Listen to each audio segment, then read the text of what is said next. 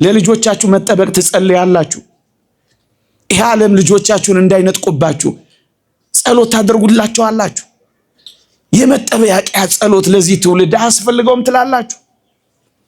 ስለ ቅድስት ሐና የተነገረውን በታምረ ማርያም አልሰማችሁ? እመቤታችን ከተሰጠቻት በኋላ የሰጣትን ይጠብቅላት ዘንድ ዘውትር ትጸልይ ነበር ይላል። ጦርነት እንዳይበላቸው ለሕፃናት ትጸልዩላችኋላችሁ። ለሚመጣው ትውልድ የሚያለቅሱ እናቶች አሉ። መራሩ ዘመን እንዳይገጥማቸው እኛ ያገኘነውን እንዲያገኙ፣ እኛ የቆረብንባት ቤተክርስቲያን እንዲቆርቡ፣ ከሺሻ ቤት እንዲወጡ፣ ከመተተኞች ከጠንቋዮች እንዲተርፉ፣ ከጭፈራ እንዲወጡ፣ ከሱስ እንዲገላገሉ፣ ይህ ዓለም ከሚጫናቸው የኑሮ ጫናና መከራ መማር ጨንቋቸው፣ መስራት ጨንቋቸው፣ መዋያ ጨንቋቸው፣ እምጢግቡ ስምጢግቡ ግራ ገብቷቸው ከረምቡላና ጆተኒ ቤት ለሚሯሯጡት ምስኪኖች አትጸልዩላቸው፣ አታለቅሱላቸው። ዓለም ያስጨንቃቸዋል። እኛ እናሳርፋቸውን በጸሎት ለልጆቻቸው። ይኸው ለልጇ ጸለየች፣ ከጣዖት ቤት እንዲወጣ ክርስቲያን እንዲሆን። ወገኖቼ በጥንቱ ዘመን ክርስቲያን ንጉሥ ማግኘት በጣም ከባድ ነበር። ከጥቂት ክርስቲያኖች ነገስታት አንዱ ቆስጠንጢኖስ ነው የሆነው። ይሄ የሆነው በእናቱ ጸሎት ነው ወገኖቼ። የእናቶች ጸሎት ለዚህ ዘመን ሕፃናት ያስፈልጋል። ግብረ ሶዶማዊነት ፊቱ ለተጋፈጠው፣ አግብቶ ወልዶ ከብዶ ለመኖር አቅም ላጣው፣ ወጥቶ ገብቶ ስራ ሰርቶ እርፍ ለማለት ለተጨነቀው፣ ተምሮ እንዳልተማረ ለሚሆነው ለዚህ ምስኪን አትጸልዩለት፣ ይልቅ አታለቅሱለት። የመጠበቂያ ጸሎት ከአጋንንት ጋር አትታገሉለት፣ ሱባኤ አትይዙለት። ይሄ ትውልድ ያስፈልገዋል። ሌላ በምን ይጠበቅሽ? የምታወርሱት ሀብት የለም። ክርስትናን አታወርሱትም። አብዛኛው ኢትዮጵያዊ ምስኪንና ደሃ ነው። እግዚአብሔርን አትሰጠውም። ሌላ ምን ልትሰጠው ትፈልጋለህ? ምን ትሰጠዋል? ምንም። ቅዱስ አሃዱ አምላክ አሜን። ክቡር አባታችን ርዕሰ ርዕሳን አባ ተክለ ማርያም የገዳማችን አስተዳዳሪ፣ ክቡር አባታችን መጋቤ ሐዲስ አባ ገብረ ማርያም የገዳማችን የስብከተ ወንጌል ኃላፊ፣ ክቡራን ሊቃውንተ ቤተ ክርስቲያን፣ መምህራነ ወንጌል፣ አበው ካህናት፣ ወንድሞች ዲያቆናት፣ የተወደድሽ እህታችን ዘማሪት መቅደስ በዜማ ዕቃ እንድናመሰግን እድል የሰጠህን ዘማሪ በኃይሉ፣ የተወደዳችሁ የእግዚአብሔር ቤተሰቦች፣ የእመቤታችን የቅድስት ድንግል ማርያም የአስራት ልጆች፣ የመልአኩ የቅዱስ ገብርኤል ወዳጆች እንደምን ሰነበታችሁ? አሜን። በምህረቱ የጠበቀን፣ እንደ በደላችን ያልከፈለን፣ እንደ ኃጢአታችንም ያልተቆጣጠረን፣ ምህረቱን ያበዛልን የአባቶቻችን አምላክ እግዚአብሔር ዘላለማዊ ስሙ የተመሰገነ ይሁን። ለጥቂት ደቂቃዎች የእግዚአብሔርን ቃል አሰማችኋለሁ። ፀሐይ ላይ ስለሆናችሁ ብዙ እንዳላበዛባችሁ ከመፍራት ጋር ለጥቂት ደቂቃዎች የእግዚአብሔርን ቃል አሰማችኋለሁ። እግዚአብሔር ከሁላችንም ጋር ይሆንልን። ርዕሴ የተገፉ በሚል ርዕስ ይሆናል።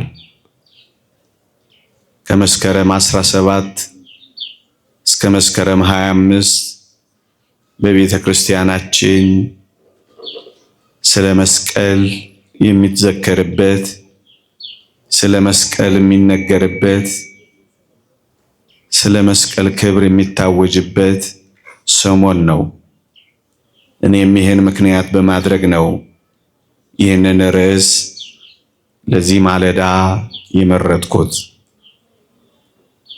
መስቀል ክርስቶስ የተሰቀለበት መስቀል ዕፀ መስቀል ነው። መስቀል የክርስቶስ ሕማማት ነው። መስቀል የክርስቲያኖችም መከራ ነው። መስቀል በመጽሐፍ ቅዱስ ላይ በተለይ በእነዚህ 3 ነጥቦች ላይ አተኩሮ ስለ መስቀል ይነገራል።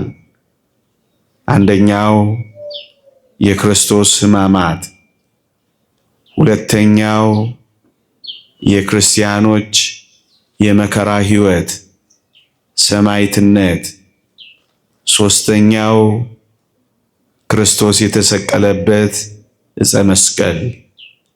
ይሄ ሰሞን ስለ ሶስተኛው ክርስቶስ ስለተሰቀለበት መስቀል የሚነገርበት ሰሞን ነው። በዚህ መስቀል ክርስቲያኖች ብዙ በረከት፣ ብዙ ጸጋ አግኝተናል። እውነት ነው፣ ክርስቶስ በመስቀል ሞቷል። እኛ ክርስቲያኖች ግን በዚህ መስቀል ውስጥ አንድ ሌላም ነገር እናያለን። እውነት ነው፣ ክርስቶስ ሞቶበታል። ግን እንዳንረሳ በዚህ መስቀል ጠላታችን ዲያብሎስ ተገሎበታል። የእግዚአብሔር ቃል እንዲህ ይላል፣ ዲያብሎስን ከመንገድ ላይ ጠርቆ አስወገደው ይላል ሐዋርያው ቅዱስ ጳውሎስ። ጠላታችን ዲያብሎስ ተጠርቆ የተወገደበት ይሄ መስቀል ምንኛ ድንቅ ነው ወገኖቼ። ልክ ነው፣ ክርስቶስ በመስቀል ላይ ውሎበታል። እኛ ግን ክርስቲያኖች በዚህ መስቀል ውስጥ አንድ አስደናቂ ነገር እናያለን። ዲያብሎስ ተዋርዶበታል። ወገኖቼ ይሄን መስቀል ክርስቶስ እንዲሰቀል የፈለጉት የተዋረደ ነው ሊሉበት ነበረ። ሊያሳፍሩት ነበር በዚህ መስቀል የሰቀሉት። ምክንያቱም መስቀል በጥንቱ ዘመን የማፈሪያ፣ የመዋረጃ፣ የእርግማን ምልክት ሆኖ ነበር የከረመው እና ይህን መስቀል ክርስቶስንም ሲሰቅሉበት እንደዚህ ያለማድረግ አስበው ነበረ ለማሳፈር፣ እንደዚህ ያለማድረግ አስበው ነበር ለማዋረድ፣ እንደዚህ ያለማድረግ አስበው ነበር የተረገመ ነው ለማለት። እኛ ክርስቲያኖች ግን በዚህ አስደናቂ የእግዚአብሔር ሥራ ምን እንረዳለን ካላችሁኝ፣ ለማሳፈር ያደረጉትን እግዚአብሔር ለማክበር እንዳደረገው እናውቃለን። እናዋርዳለን ባሉበት በዚህ መስቀል ክርስቶስ እንደከበረበት፣ እኛ ክርስቲያኖች እንደከበርንበት እናውቃለን። የተወደዳችሁ ክርስቲያኖች፣ ለዚህ ነው እኛ በመስቀሉ የማናፍረው። ቅድም አባታችን ሲጠቅሱ እንደነበሩት የክርስትናን ምስጢር የማይረዱ ሰዎች ይሄ መስቀል፣ ይሄ ክርስቶስ አሟሟት በጣም ሞኝነት ይመስላቸዋል። እንዴት ነው እናንተ የሞተ የምታምኑት እስከ ማለት ይደርሳሉ። እነሱ ሞተ ላይ ብቻ ነው የሚያበቁት፣ እኛ ግን ከዛ ከፍ እንላለን። ለዚህ ነው መስቀሉን ጉልላት አድርገን የሰቀልነው። ለኛ ማፈሪያችን አይደለም የሆነው፣ መክበሪያችን ነው የሆነው። ለኛ መዋረዳችን አይደለም የሆነው፣ ከፍ ከፍ ማያችን የሆነው። ለዚህ ነው የምንኮራበት። ምዕመናን ክርስትና እንደዚህ ነው የሚረዳው። ኦርቶዶክሳዊነት እንደዚህ ነው የሚያውቀው ወገኖቼ። ቅዱስ ጳውሎስ ከኢየሱስ ክርስቶስ መስቀል በቀር ሌላ ትምክህት ከኔ ይራቅ ይላል። ለማፈሪያ ያሉት ለመመኪያ ነው የሆነን። ይህን መስቀል እንደዚህ ነው የምንረዳው ወገኖቼ። ለዚህ ነው በመስቀሉ የማናፍረው። በመስቀል ሞቷል ስንል ሞኝ የማንሆነው ለዚህ ነው ወገኖቼ። ለዚህ ዓለም ይሄ ጉዳይ ሞኝነት ሆኖ ይቀራል። ለኛ ግን ኃይላችን ሆኖ ይታያል። ይሄ መስቀል ጥቂት ነጥቦችን ለመግቢያዬ ላንሳ። እኔና እናንተ ለዘላለም ቃል ኪዳን የታጨንበት የሙሽርነት ዙፋን ነው። ቅዱስ ቄርሎስ እንደነገረ መስቀል የክርስቶስ የሙሽርነቱ ዙፋን ነው ይላል። የኔና የናንተ ጌታ፣ የኔና የናንተ አምላክ፣ የኔና የናንተ ፈጣሪ፣ የኔና የናንተ መድኃኒት መስቀል ላይ ተሞሽሯል። ደግሞ አለው መስቀል የክርስቶስ የሙሽርነቱ ዙፋን ሆኗል። ምን ያደረገበት? እኔና እናንተን ቃል ኪዳን ያስገባበት። ቅዱስ መጽሐፋችን እንዲህ ይሏል። በዚህ በመኃልየ መኃልይ ሰሎሞን ምዕራፍ 3 ላይ በሰርጉ ቀን በልቡ ደስታ ቀን እናቱ የደፋችለትን አክሊል ደፍቶ ንጉሥ ሰሎሞንን ተመልከቱ የሚል ቃል ታነባላችሁ። ለንጉሥ ሰሎሞን ለጊዜው፣ ለፍጻሜው ለንጉሥ ኢየሱስ የተነገረ ነው። የሰርጉ ቀንና የልቡ ደስታ ቀን የተባለው የቀራንዮ ቀን ነው። በቀራንዮ ቀን ሰርግ ነው ያደረገው። ቃል ኪዳን ነው ያጠለቀልን። እኔና እናንተን በዘላለም ከእርሱ ጋር እንድንኖር ያጨበት ዙፋን መስቀል ነው። ምዕመናን ምናልባት ያልሰማችሁ ከሆነ ላሰማችሁ። እኔና እናንተ ሰርግ አለን በሰማይ። ለዚያ ሰርግ ያጨን ግን መስቀል ላይ ነው ወገኖቼ።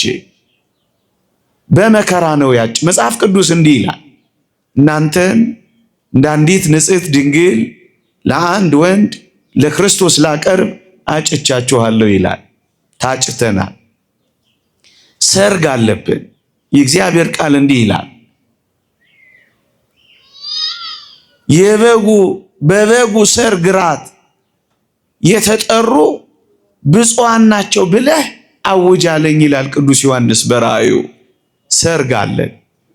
ያ ሰርግ ግን የታጨነው መስቀል ላይ ነው ወገኖቼ። መስቀል ላይ ያጨን ሙሽራ አለን ወገኖቼ። ይሄ ሙሽራ ሁላችንንም ይጠብቀናል።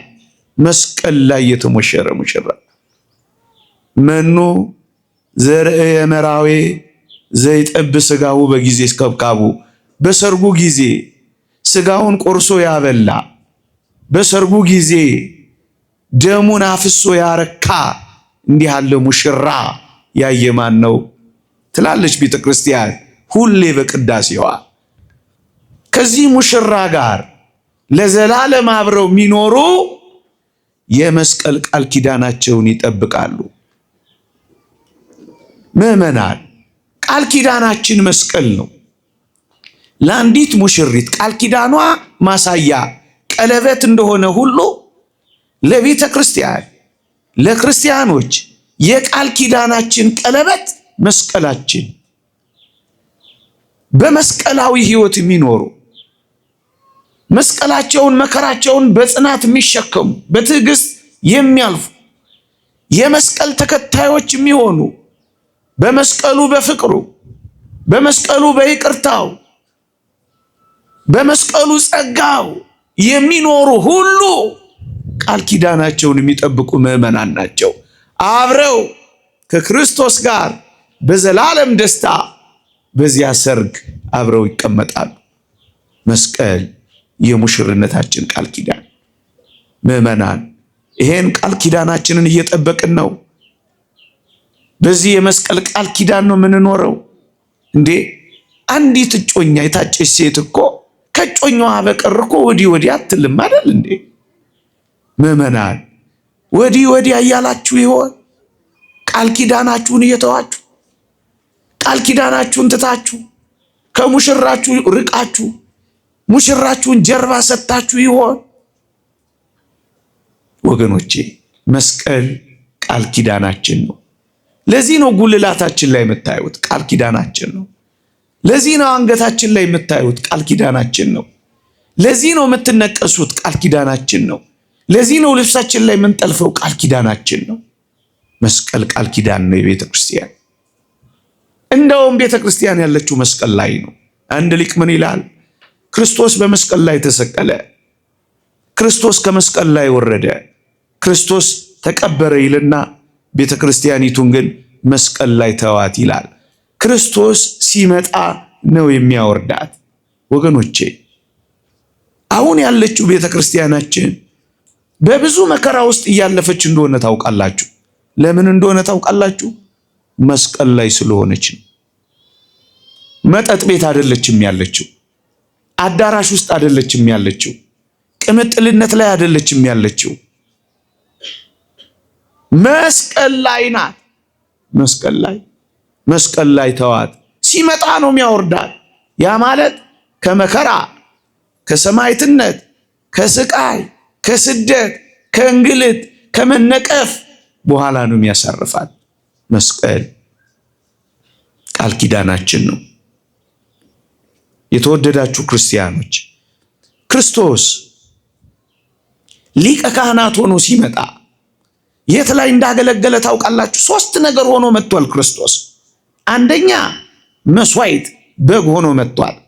ነዋ በግኡ ዘእግዚአብሔር ዘያትት ወያሴስል ኃጢአት ዓለም። የዓለምን የሚያስተሰርይ ኃጢአት የሚያስተሰርይ የእግዚአብሔር በግ የተባለ ክርስቶስ መስዋዕት ሆኖ መጥቷል። አንድ ሁለተኛ መስዋዕቱንም የሚሰዋው ሊቀ ካህናት ሆኖ መጥቷል።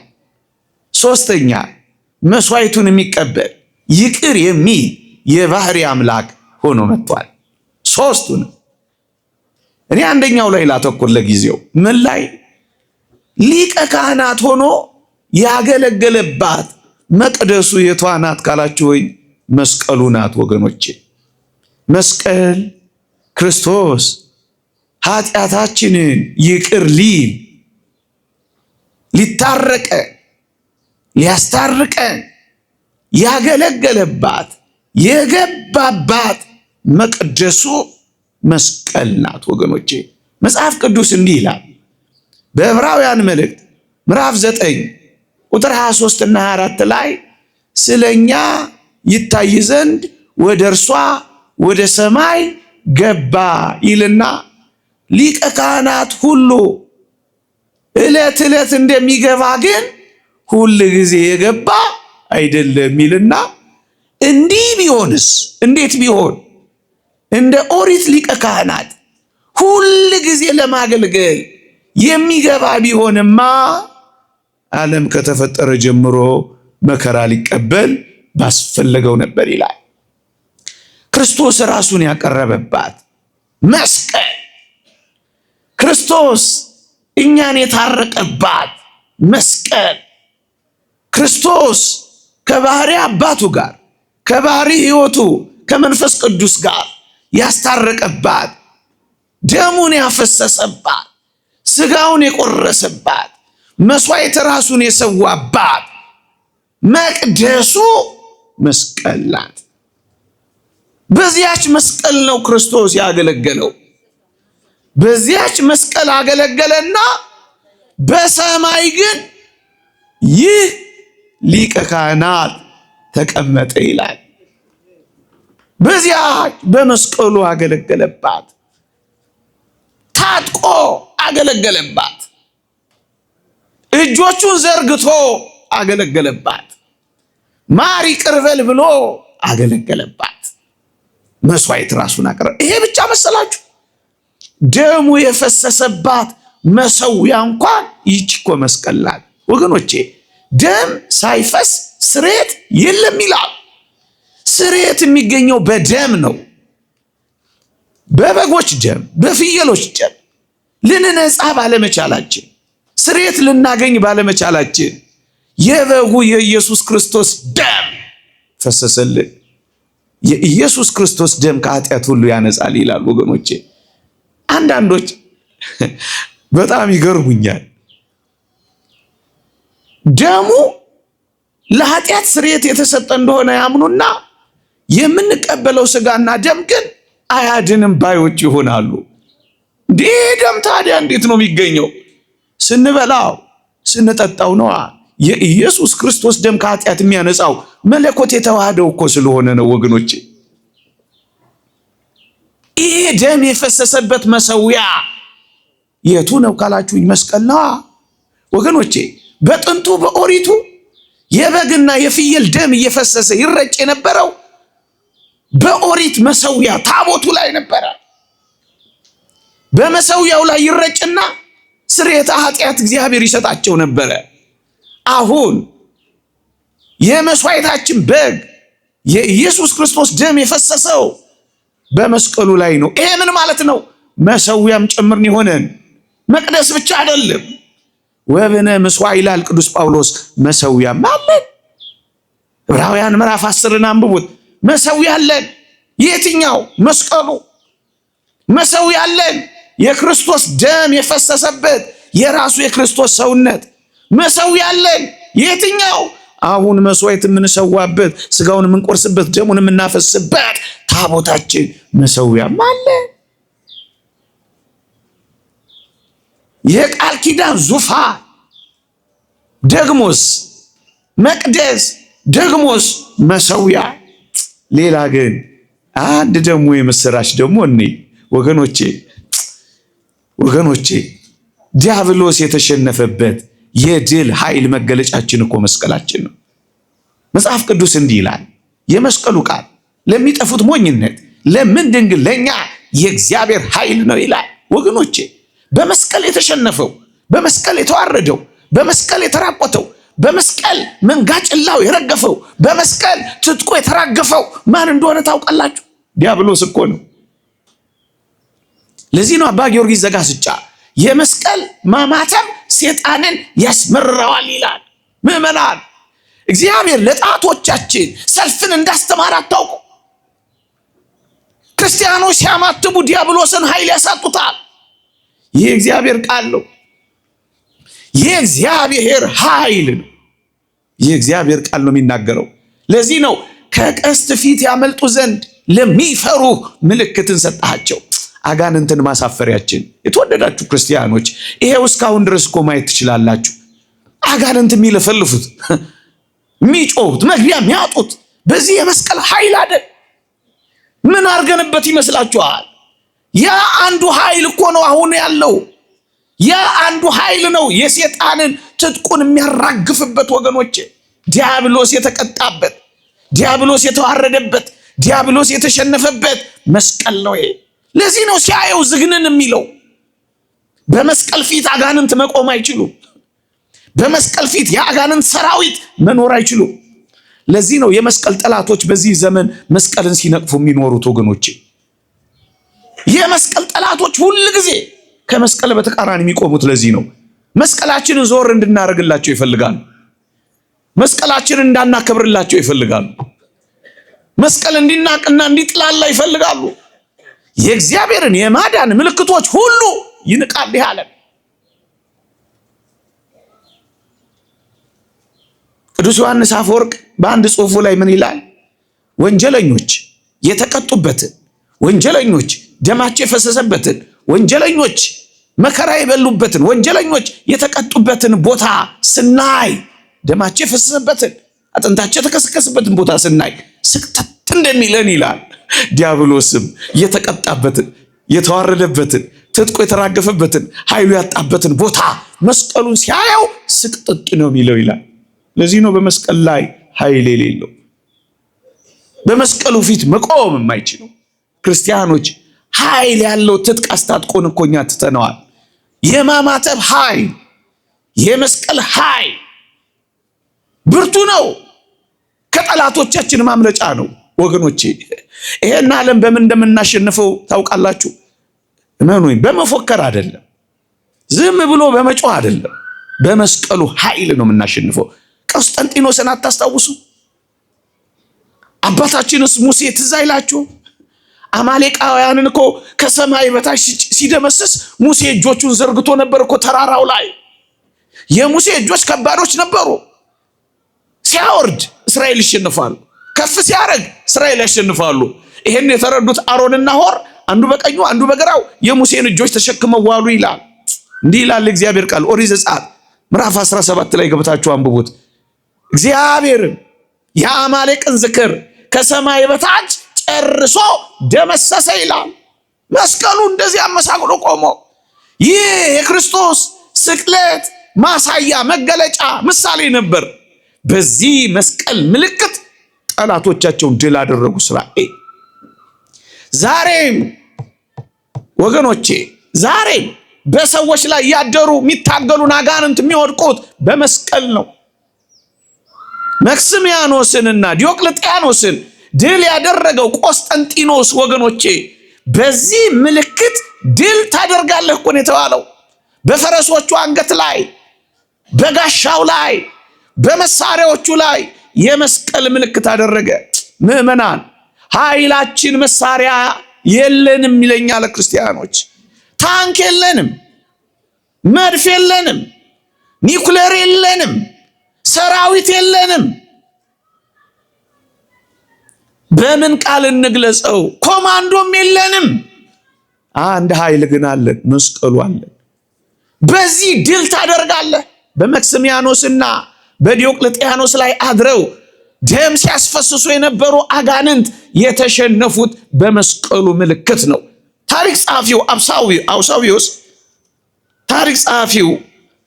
አውሳቢዮስ እንዲህ ብሎ ጽፏል። አንዳንዶች ታሪክንም እንኳን አይወዱም። የጥንትን ከዛሬ ጋር መገናኘት እንኳን ያስቀይማቸዋል። ታሪክ ጠሎች፣ ምልክት ጠሎች፣ እውነት ጠሎች። እዩት፣ የታሪክ ጸሐፊ እውነተኛ ታሪክ እንዲህ ይላል። ቆስጠንጢኖስን ታሪክ ነው የሚነግረን ራሱን እንዲገልጥለትና ወደ እውነት እንዲመራው እንዲሁም ከነበሩበት አስቸጋሪ ሁኔታዎች እንዲረዳው በጽኑ ጸሎት ይማጸን ነበር። ማን? ቆስጠንጢኖስ። በጸሎት ላይ ሳለ በሰማይ ላይ አስደናቂ የሆነ ምልክት ታየው። በቀትር ወቅት በሰማይ ላይ ከፀሐይ በላይ የብርሃን መስቀል አየ። በላዩም ላይ በዚህ ድል ታደርጋለህ የሚል ጽሑፍ ነበረበት። ራሱ ንጉሱ እንደተናገረው ያየውን ራእይ ምን ማለት እንደሆነ ምክንያቱንና ትርጉሙን በተመለከተ እያወጣ እያወረደ ሳለ ክርስቶስ ወልደ እግዚአብሔር ሌሊት ተኝቶ ሳለ በቀን በሰማይ ላይ ባየው በመስቀል ምልክት አሁንም ተገለጠለትና በሰማይ ላይ እንዳየው የመስቀል ምልክት አንጻር እንዲያዘጋጅና ከጠላቶቹ ጋር ባለው ውጊያ መስቀሉን ይዞ እንዲሄድ ነገረው ይላል። አዎ መስቀል ይዞ ሄደ። የተወደዳችሁ ክርስቲያኖች ጣዖታትን አፈራረሰ፣ አብያተ ክርስቲያናትን አነጸ፣ መክስሚያኖስንና ዲዮቅልጥያኖስን አሸነፈ። መስቀል የማሸነፋችን ጉልበት ነው ያልኳችሁ ለዚህ ነው። መስቀል የድላችን ኃይል ነው ያልኳችሁ ለዚህ ነው። ይህ እውነተኛ ታሪክ ነው። ማንበብ ማጥናት የምትፈልጉ ተመልከቱት። እንደነዚህ አይነት ታሪኮችን ቸል ያለ ትውልድ ነው ስለ መስቀል ግራ ሲገባው የሚኖረው። የመስቀል ኃይል ይላል ይሄን ነው። የመስቀሉ ቃል ለሚጠፉት ሞኝነት፣ ለኛ ለምናምን ግን የእግዚአብሔር ኃይል ነው። የእግዚአብሔር ኃይል ለምንድን ነው የሚጠቅመው? ለማዳን ነው። የእግዚአብሔር ኃይል ለማዳን ነው ይላል ቅዱስ ጳውሎስ። ሮሜ መልእክትን አንብቡት። የተገፉ እነሱን ነገሮች ተናግሬ አበቃለሁ። 5-6 ደቂቃ ብዙ ነጥቦችን ላነሳ ነበር። እናንተን ፀሐይ ላይ ሳያችሁ ስቅጥጥ እያለኝ ላሳጥረው ብዬ የተገፉ በዚህ መስቀል ሰሞን የምናነሳቸው የተገፉ ሶስት ዋና ዋና ነጥቦች አሉ። አንደኛ መስቀል ተገፍቷል። ሙት ሲያስነሳ፣ ለምጽ ሲያነጻ፣ ጎባጣ ሲያቀና፣ ተአምራት ሲሰራ ሲያዩት ይሄማ አያስፈልገንም ብለው አይሁድ ከኢየሩሳሌም ራቅ ወዳለ አንድ ቦታ ሄደው ቆሻሻ መድፊያ ያደረጉት። ለ300 ዘመናት ቆሻሻ መድፊያ ሆነ። ምናልባት አንድ ጥያቄ ሊፈጠርባችሁ ይችላል። የ300 ዘመናት ጭምር የት ሄደው ነበር መስቀሉን የማያወጡት ካላችሁኝ፣ እንኳን መስቀሉን ሊያወጡ የራሳቸው መኖሪያ ታዛ እንኳን አልነበረ። በግዞት ነበር የነበሩት፣ በጭቆና ነበር የነበሩት ለ300 ዘመናት። ምዕመናን ቆሻሻ መድፊያ ሆነ። የኢየሩሳሌም ቆሻሻ መስቀሉ ላይ እንዲደፋ አዋጅ ታውጆበት ቆሻሻ መድፊያ ሆነ። ተገፋ፣ መስቀሉ ተጣለ፣ መስቀሉ ተተወ፣ መስቀሉ ተናቀ። የከበረውን አዋረዱት፣ መዳናቸውን ቀበሩት። ወገኖቼ አንዱ የተገፋው ይህ ዕፀ መስቀል ነው ወገኖቼ። ሁለተኛ የተገፋችው ደግሞ ሰሞኑን አብረን የምናነሳት ቅድስት እሌኒ ናት። ይቺ እሌኒ ለባሏ ታማኝ የሆነች ንጹሕ ሴት ነበረች። ባሏ ከጓደኞቹ ጋር ተወራርዶ ኖሮ አንደኛው ይሄድና ቢለምናት ቢሰራት በታማኝነቷ ትጸናለች። ነገር ግን ምን አደረገ? በማታለል የቃል ኪዳኗን ቀለበት በማታለል ከደንገጡሮቿ ወስዶ ለባሏ አሳየው። ለምጃት ለምዳኝ፣ ወድጃት ወዳኝ፣ ይሄው ምልክቱ ይሄውልህ ሲለው ተበሳጨ። ምን አለ ቢያጣራ። እንደሄደ ባሏ ስራሽ ያውጣሽ ብሎ ባህር ላይ ገፍትሮ ጣላት ይችን ሴት። ሁለተኛ የተገፋች ሴት ቅድስት እሌኒ ናት። ሶስተኛ የተገፋው ደግሞ ክርስትና ነበር። ቅድም እንዳልኳችሁ ለ300 ዘመናት ክርስትና በጣዖታት ተተክቶ በአዋጅ ክርስትና ተገፍቶ ነበር። ሶስቱም ግን በዚህ በመስቀል ሰሞን የሚታወጀው እነዚህ የተገፉት መክበራቸውን የምናይበት ነው። አዎ እቺ ቅድስት እሌኒ አንድ ስለት ተሳለች። ልጄ ቆስጠንጢኖስ ክርስቲያን ቢሆን መስቀልህን አወጣለሁ ብላ ተሳለች። የተወደዳችሁ ክርስቲያኖች ምን አይነት ስለት ነው? ለልጆቻችሁ መጠበቅ ትጸልያላችሁ። ይህ ዓለም ልጆቻችሁን እንዳይነጥቁባችሁ ጸሎት ታደርጉላችኋላችሁ። የመጠበቂያ ጸሎት ለዚህ ትውልድ አያስፈልገውም ትላላችሁ። ስለ ቅድስት ሐና የተነገረውን በታምረ ማርያም አልሰማችሁ? እመቤታችን ከተሰጠቻት በኋላ የሰጣትን ይጠብቅላት ዘንድ ዘውትር ትጸልይ ነበር ይላል። ጦርነት እንዳይበላቸው ለሕፃናት ትጸልዩላችኋላችሁ። ለሚመጣው ትውልድ የሚያለቅሱ እናቶች አሉ። መራሩ ዘመን እንዳይገጥማቸው እኛ ያገኘነውን እንዲያገኙ፣ እኛ የቆረብንባት ቤተክርስቲያን እንዲቆርቡ፣ ከሺሻ ቤት እንዲወጡ፣ ከመተተኞች ከጠንቋዮች እንዲተርፉ፣ ከጭፈራ እንዲወጡ፣ ከሱስ እንዲገላገሉ፣ ይህ ዓለም ከሚጫናቸው የኑሮ ጫናና መከራ መማር ጨንቋቸው፣ መስራት ጨንቋቸው፣ መዋያ ጨንቋቸው፣ እምጢግቡ ስምጢግቡ ግራ ገብቷቸው ከረምቡላና ጆተኒ ቤት ለሚሯሯጡት ምስኪኖች አትጸልዩላቸው፣ አታለቅሱላቸው። ዓለም ያስጨንቃቸዋል። እኛ እናሳርፋቸውን በጸሎት ለልጆቻቸው። ይኸው ለልጇ ጸለየች፣ ከጣዖት ቤት እንዲወጣ ክርስቲያን እንዲሆን። ወገኖቼ በጥንቱ ዘመን ክርስቲያን ንጉሥ ማግኘት በጣም ከባድ ነበር። ከጥቂት ክርስቲያኖች ነገስታት አንዱ ቆስጠንጢኖስ ነው የሆነው። ይሄ የሆነው በእናቱ ጸሎት ነው ወገኖቼ። የእናቶች ጸሎት ለዚህ ዘመን ሕፃናት ያስፈልጋል። ግብረ ሶዶማዊነት ፊቱ ለተጋፈጠው፣ አግብቶ ወልዶ ከብዶ ለመኖር አቅም ላጣው፣ ወጥቶ ገብቶ ስራ ሰርቶ እርፍ ለማለት ለተጨነቀው፣ ተምሮ እንዳልተማረ ለሚሆነው ለዚህ ምስኪን አትጸልዩለት፣ ይልቅ አታለቅሱለት። የመጠበቂያ ጸሎት ከአጋንንት ጋር አትታገሉለት፣ ሱባኤ አትይዙለት።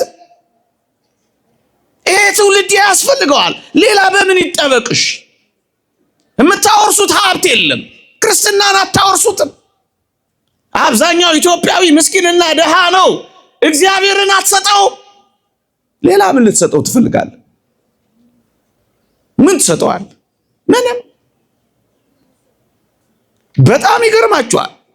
የሷ ጸሎት ቅድም ያነበብኩላችሁን ታሪክ ወለደ። ምን የሚል በዚህ ድል ታደርጋለህ ብሎ ኢየሱስ ክርስቶስ ገለጠለት፣ አሳወቀው። አያችሁ፣ ይህቺ አስደናቂ ሴት ባሏ ገፍትሯታል፣ ባሏ ጥሏታል፣ ባሏ ስራሽ ያውጣሽ ብሎ ባህር ላይ ነው የወረወራት።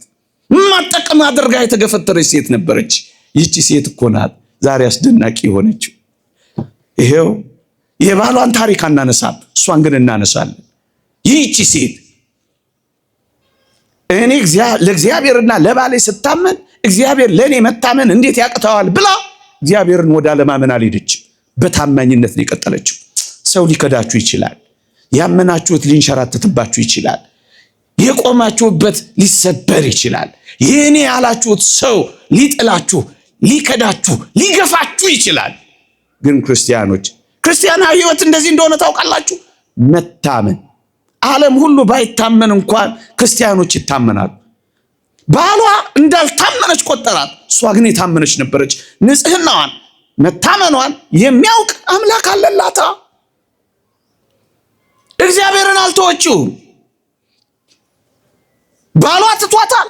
ባሏ ስለተዋት ፈንታ አንተ እግዚአብሔር ብትኖርማ ኖሮ ስታመን አንተ የት ነበርክ እያለች እግዚአብሔርን ለማማት እድል አልሰጠችም። በክርስትናዋ ቀጠለች።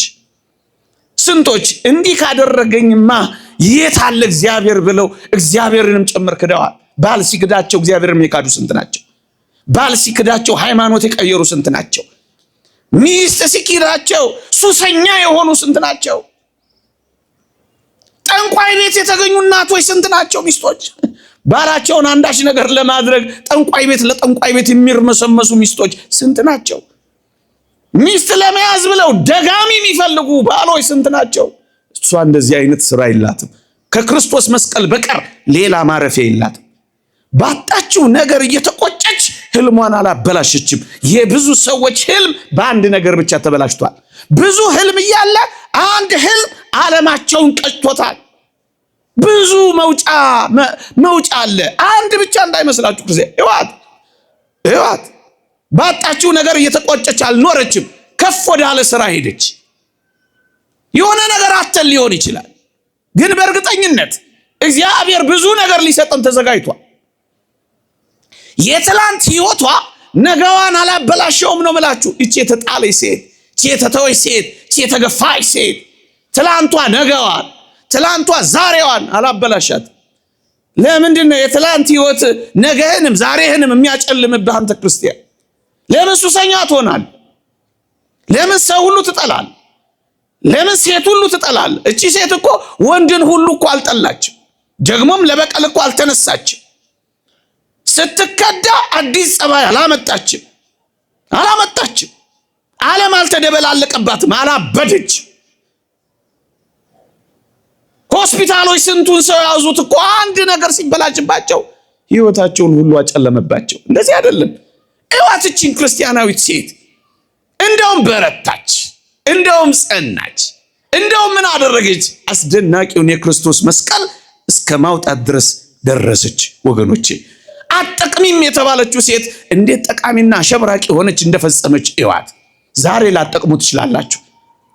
ፍጻሜያችሁ ግን የማጠቅሙ ሆናችሁ እንደማጨርሱ ግን በእርግጠኝነት ራሳችሁን መንገር አለባችሁ። ጠቃሚ ሆናችሁ መጨረስ ትችላላችሁ። እቺ ሴት ይሄንን አስደናቂ ነገር ነው የምትነግረን ወገኖቼ። ስትከዳ አልካደችም፣ እግዚአብሔርን ወደ በቀል አልሄደችም፣ አዲስ ጸባይ አላመጣችም፣ ዓለሙ አልተደባለቀባት። ለምን ነው የሚደባለቅብህ? ህይወት ብዙ ዘርፍ፣ ይልቁንም ደግሞ እግዚአብሔር አለላት ከሁሉ በላይ። ይሄ እንዴት ይደንቃል! ይሄ ህይወት ስትገፋ መስቀሉን ወደ መመርኮዝ መጣች። ኑና አልቅሱ። ስትካዱ በማይክድ በሚታመን በእግዚአብሔር እቅፍ ኑና እረፉ ምዕመናን። እቺ የተገፋች ሴት እንዴት እንደከበረች ተመልከቱ። ይሄው እኛ እንኳን ታሪኳን እናነሳለን።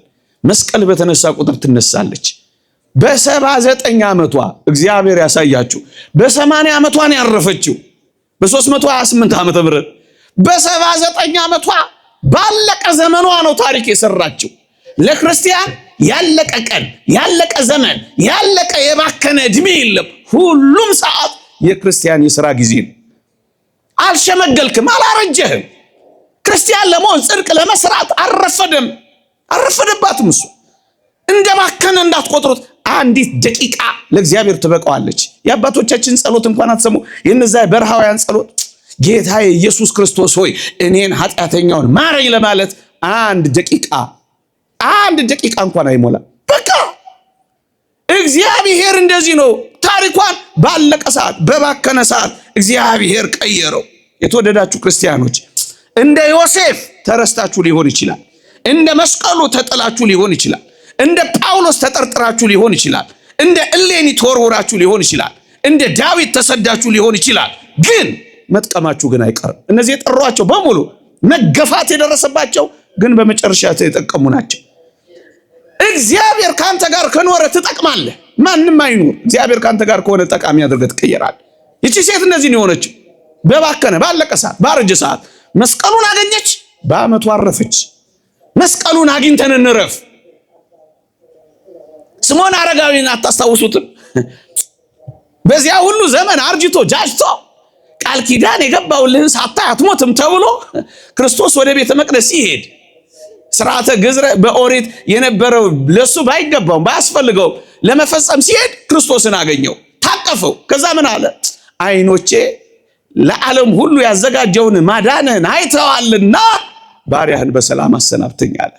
ልሙት፣ በቃ ከቆረብኩ ምን አደርጋለሁ? ልሙት። ንስሐ ከገባው የእግዚአብሔር ከሆንኩ በጽድቅ ሕይወት ከተመላለስኩ አንተን ካቀፍኩ ዓይኖቼ ከአንተ ጋር ከተሆኑ አንተን ካየሁ ዓለምን አለ። እዚህ ከመጣችሁ ሌላ ቦታ አትሂዱ፣ ግድ የላችሁ። ይሄን ዋስትና እንገባላችኋል። አትሂዱ። ጠዋትኛ ጋር ማታኛ ሌላ ጋር አትሂዱ፣ አትንከራቱ። ምንም መፍትሄ አታገኙ። ምናልባት ጥቂት ጊዜ ያማረ ነገር ልታገኙ ትችላላችሁ፣ ፍጻሜያችሁ ግን አያምር። የእግዚአብሔር ቃል እንደሚለው ሰላም ባለበት ጎመን ወጥ መብላት ጸብ ካለበት ፍሪዳ ከመብላት ይሻላል ይላል ሶሎሞን። ግድ የላችሁም፣ እዚህ ይሻላችኋል። ግድ የላችሁም፣ እዚህ ይሻላችኋል። እቺን ሴት የተገፋችው ሴት ከበረች። መስቀሉን ለማውጣት የተገባች ሆነች። በመስቀል ተመረኮዘች። የመስቀሉ ተከታይ ሆነች። አንደኛዋ የተገፋችው እሷ ነበረች። እቺ የተገፋችው መስቀሉን አገኘቻ። የተወደዳችሁ ክርስቲያኖች ለ300 ዘመናት ቆሻሻ የተጣለበት መስቀል በጣም አይደንቃችሁ? የእግዚአብሔር የሆነ ነገር ለምን ዘመናት አይፈጅም? ስራ ይሰራል። ለምን አይረሳም? ለምን አይተውም? ለምን አይጣልም? 300 ዘመናት ግድ የለም። እንደዚህ ልንረሳ እንኳን ብንችል ይሄ የሚያመለክተን ነገር ምንድነው? እንደዚህ እንኳን ልንረሳ ብንችል እንግዲህ እንጨት ነው ሳይፈርስ ሳይበሰብስ ሳይጠፋ እግዚአብሔር እንዴት እንዳወጣው አታይ። አትጠፋም፣ አትፈርስም፣ አትበሰብስም። ትወጣለህ። እንደ ንስር ኃይልን አድሰ ትነሳለህ። ከእግዚአብሔር ጋር ከሆንክ ብቻ። የለም እንደዚህ ይኸውላችሁ፣ ኃይሉ አይጠፋም። የክርስቲያን ኃይሉ እኮ ጥልቅ ነው። የተወደዳችሁ ክርስቲያኖች በልባችን የተተከለ መስቀል፣ በህሊናችን ያተመው እውነት አለ። ይህ አይጠፋም። ዓለም ሺህ ጊዜ የሆነ ነገር ቢል ክርስቲያን ከሆን በክርስትና ሕይወት ከኖር አንጠፋም። ተረስታ አትቀርም፣ ተንቃ አትቀርም፣ ተዋርዳ አትቀርም፣ ተገፍታ አትቀርም። የምትከብርበት ቀና የምትልበት ጊዜ ይመጣል። ይሄው መስቀል ነው። ሲያወጡት አበራ መስቀል ዛሬ አበራ፣ በሁሉ ተመሰገነ ተብሎ የተጻፈው እኮ ይሄንን ነው ወገኖች። ቅዱስ ያሬድ የዘመረው እኮ ይሄንን ነው። ይሄው ዛሬ ድረስ መፈወስ፣ ይሄው ዛሬ ድረስ ማንጻት፣ ይሄው ዛሬ ድረስ ማቅናት እንደሱ ነው የሚሆነው። የተገፋው መስቀል ከበረ፣ የተተወው መስቀል ይሄው ዓለም ተካፈለው፣ ይሄው አበራ፣ ይሄው ስራ ሰራ። ሁለተኛ ሶስተኛ በ312 ቆስጠንጢኖስ ድል ካደረገ በኋላ የተወደዳችሁ ክርስቲያኖች ድል ካደረገ በኋላ ክርስትና ብሔራዊ ሃይማኖት እንዲሆን አወጀ። ጣዖታት እንዲዘጉ አዘዘ። የተገፋው ክርስትናም ከፍ አለ። የተገፋው ክርስትናም ጣፈጠ። የተተወው ክርስትናም መኖር ተጀመረ። በመንግስታት ተገፍቶ የነበረው ክርስትና የመንግስት ሃይማኖት ወደ መሆን መጣ። 312 ክርስትና መስቀል እሌኒ ተገፍተው ነበር፣ ተገፍተው ግን አልቀሩም። ከበሩ፣ ተጥለው ነበር፣ ተገኙ። ጠፍተው ነበር። ይሄው እንደዚህ ነው ክርስትና የሚያምነው። በክርስትና ምን ኖረው እንደዚህ ነው ወገኖቼ። አንድ ሁለት ነገሮችን ተናግሬ ያበቃል። የተወደዳችሁ ኦርቶዶክሳውያን፣ እኛም አሁን ጥቂት እያደረግነው ያለው በጎ ያልሆነ ብዙ አይደለም፣ ጥቂት። በተለይ እናንተን አይመለከትም። ምናልባት ቀረብ ያላሉትን ሊሆን ይችላል። እናንተን ጨክኜ ስናገር እናንተን ማለቴ እንዳልሆነ ተረዱኝ ወገኖቼ። እኛ ልብ ውስጥ ያለውስ መስቀል የተገኘ መስቀል አለ? የጠፋ መስቀል የለም። እውነት ይሄስ የጠፋ መስቀል በዚህች አስደናቂ የተገፋች ሴት ተገኝቷል። እኔና እናንተ ውስጥ አቧራ የጠጣ መስቀል የለም። የተደፋበት መስቀል የለም። ዝሙት የደፋንበት መስቀል የለም። የለም። በእኔና በእናንተ ልብ ውስጥ የተተከለው መስቀል አለ። ምንም ቆሻሻ አልደፈነው፣ ምንም ጥራጊ አልተጣለበትም፣ ምንም ጉድፍ አልወደቀበትም። ምን አይሁድን ብቻ እንወቅሳለን እንዴ? በዚህ ዘመንስ ያለ እውነት አሁን የእግዚአብሔር ፍቅር አለ በልባችን ተቀጣጥሏል። የእግዚአብሔር የፍቅር ሙቀት አለ። መስቀልን መፈለግ ማለት እኮ ፍቅርን መፈለግ ነው። ፍቅርን በጸብ ያጠፋት ሰው መስቀሉ ላይ ደፍቷል አቧራ። ይሄን የእግዚአብሔር ማደሪያ ዙፋን መስቀል የሆነውን ይህን ሰውነት በዝሙት የሚያረክስ እመኑኝ አሁንም ቆሻሻ እየደፋንበት እንዳይሆን ያሰጋል። ግድ የላችሁ ቆሻሻ ከመድፋት እንተው። አይሁድን ከመውቀስ መለስ እንበል። የኛ ቆሻሻ እስኪ ጋብ ይበል። የዝሙት ቆሻሻ፣ የጸብ ቆሻሻ፣ የስርቆት ቆሻሻ፣ የዘረኝነት ቆሻሻ እሱ አሁንም የክርስቶስን መስቀል የደፈነው ይመስላል ወገኖቼ። መስቀልን ፍለጋ መቼ ነው የምንወጣው ታዲያ? ምዕመናን መስቀል ፍቅር ነው። ተኳርፋችሁ ይሆን? ቂም በቀል ይዛችሁ ይሆን? እንደው እዚህ እግዚአብሔር መድረክ ፊት ቆማችሁ የተኳረፋችሁ፣ ፍርድ ቤት የምትንጓጓቱበት፣ ጥርስ የተናከሳችሁበት፣ ቀን የተቃጠራችሁበት፣ የተጣላችሁበት ነገር ቢኖር እመኑኝ መስቀሉ ላይ ቆሻሻ እየደፋን። መስቀሉ ፍቅር ነው። ጸብ ለክርስቲያኖች አይሰራማ። ይህኛስ ቆሻሻ ያልኳችሁ እኮ እሱን ነው። ነጣቂዎች ከሆን እኮ ቆሻሻ እየደፋንበት ነው። በየዋህነት የተተከለውን የእግዚአብሔርን ቃል በልባችን ያለውን የመስቀል ፍቅር ቆሻሻ እንዳንደፋበት ምዕመናን። እንዲህ ይላል የእግዚአብሔር ቃል፣ አንዴ ካዱትን በኋላም እነሱን በንስሐ ማደስ የማይቻለው ይልና ለራሳቸው የእግዚአብሔርን ቃል ይሰቅሉታል ያወርዱታልም ይላል። የኛስ ጅራፍ፣ የኛስ ቆሻሻ፣ የኛስ ምራቅ። ሰሞኑን አንዲት እህት እንደዛ ስታረግ አይተናል ምዕመናን። ይሁን እነሱስ ከሃዲያን ናቸው ወገኖች፣ የእነሱስ ቆሻሻ እሺ። የኛስ ምራቅ በበደልና በኃጢአት፣ የኛስ ምራቅ በርኩሰትና በሌላ ደስ በማያሰኙ ነገሮች። አያችሁ፣ እኛም ቆሻሻ ከመድፋት እንቆጠብ። አሁን ይልቅ ፍቅርን እንፈልግ፣ ይልቅ ይቅርታን እንፈልግ፣ ይልቅ መስጠትን እንፈልግ፣ ይልቅ አብረን መኖርን፣ መተቃቀፍን፣ መተጋገዝን እንፈልግ። መስቀሉ ማለት ይሄ ነው። አሁን በዚህ ዘመን መስቀሉማ ተገኝቷል። አሁን ያልተገኘው የጠፋው መስቀል የኔና የናንተ የህይወት መስቀል። እሱ ፍቅር ነው፣ እሱ ይቅርታ ነው፣ እሱ ርህራሄ ነው። አሁን የጭካኔ ወገኖቼ፣ የጭካኔ ቆሻሻ በክርስቲያኖች ላይ ሲያርፍ ያለኑ መስቀል እኮ ነው የምናየው ወገኖቼ። አሁንም ክርስትና ይገፋል። አሁንም የክርስትና ምልክቶች ይገፋሉ። አሁንም የክርስትና ማሳያዎች ቤተ ክርስቲያን ጭምር ምናልባት ዓለም አቧራ ሊደፋባት ይችላል። ግን አንድ ነገር እናምናለን፣ የተገፉ ሁሉ ከእግዚአብሔር ጋር ከኖሩ መክበራቸው፣ መውጣታቸው፣ ማንጸባረቃቸው፣ ማሸብረቃቸው ግን አይቀርም። ግን አንድ ነገር እናድርግ። እኛም የመስቀሉ ተከታዮች ከሆን ይህንን መስቀል የምር ለመፈለግ እንውጣ። የምር እንፈልገው፣ እስኪ ፍቅራችንን እንፈልገው። ጸብን በይቅርታ እንደምጀመው እንታረቅ፣ ማንንም አንጥላ።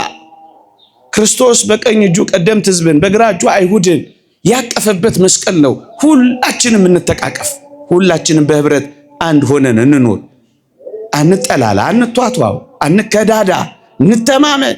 በተለይ ይሄ በእኛ ዘመን ያለው ጸያፍ በሽታ ዘረኝነትን እንተው፣ ሁሉን እናፍቅር፣ ሁሉን እንውደድ፣ የሁሉ እንሁን፣ የሁሉ ይሄን በማድረግ ቆሻሻችንን እናስወግድ። የእግዚአብሔር ቸርነት፣ የእመቤታችን አማላጅነት፣ የቅዱሳን በረከት ረድኤት አይለየ። ፀሐይ ላይ አቆምኳችሁ ብዙ ይቅር ትሉኛላችሁ አይደል? የሲኦልን እሳት ያርቅልን። በእውነት እዚህ በመቀመጣችን እንደው ባትሰሙ እንኳን እዚህ ታግሳችሁ መቀመጣችሁ እውነት እንዴት ልዩ ጸጋና በረከት እንዳላችሁ ባትሰሙ እንኳን። እኛም ጨክን ነገር ያለ ነገር ነገርኳችሁ መሰለኝ። ግድ የለም፣ ከሲኦል እሳት እግዚአብሔር ያድነን። አሜን።